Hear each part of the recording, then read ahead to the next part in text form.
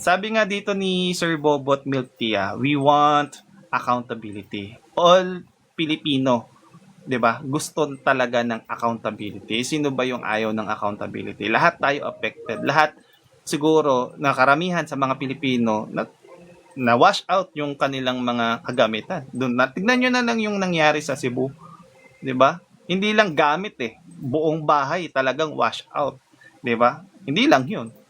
Meron nga kung nabalitaan nyo to, may isang tatay or isang lalaki na halos buong pamilya niya, 10 miyembro yata or 14, basta masasampu yun na pamilya, member niya ng pamilya, nadamay doon sa sa bagyong Tinyo.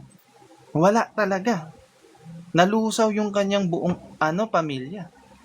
'Di ba? Okay lang sana kung ari-arian kasi yung ari-arian pwede mo pa siyang mabawi, pwede mo pa siyang maipundar Pero yung buhay hindi mo na mababalik 'yun. Hindi ka makakabili sa palengke niyan. 'Di ba?